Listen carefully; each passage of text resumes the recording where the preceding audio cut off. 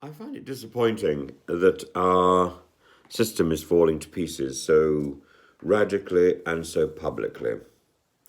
And I've been trying to get in touch with the Minister for Digital Media, Culture and Arts for some time, and I'm frustrated at almost every effort. Most of the time, they don't bother answering. And when they finally do, some junior lackey tells me that she doesn't have time in her busy schedule to see me, and that Ofcom does everything. When I contact Ofcom, they say they've got nothing to do with this. So we are going round and round, as ever, in circles. My own MP says, I hope you're pleased with this letter. You know, it is nonsensical. And last night there was a story about, a story broken by Jim Waterson from The Guardian. He's the media correspondent there. And he talked about a man called Fawkes. And Fawkes is the press regulator. Now, what exactly is that? It's little more than a plaster over a gaping wound, but he is the press regulator. And so he was apparently going to have dinner with Rupert Murdoch. Why? Presumably to cover up all this nonsense about whether Jeremy Clarkson's column in The Sun should be abandoned. Of course it should be abandoned. He's a foul-mouthed individual, as equally is Piers Morgan.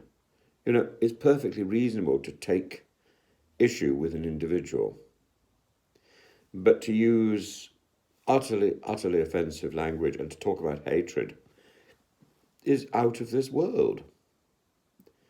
Do I hate Suella Braverman? Well, no, not really.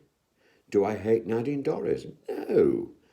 I hate what they do. I hate their nonsense. I hate their contempt for the public. But I live in hope that they're going to change. Anybody who uses this term hatred in print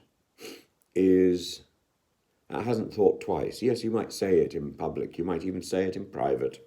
Or should I say that the other way around? You might say it in private. You might even say it in public. But you need to pull back. Hatred is a huge concept.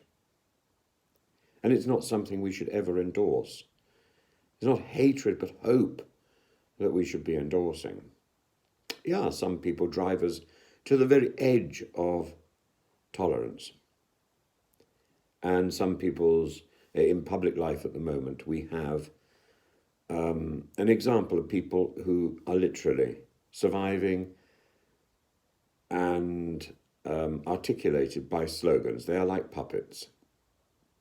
They're like Pinocchio with strings and with a growing nose. It is extraordinary how vile and thoughtless our public services have become.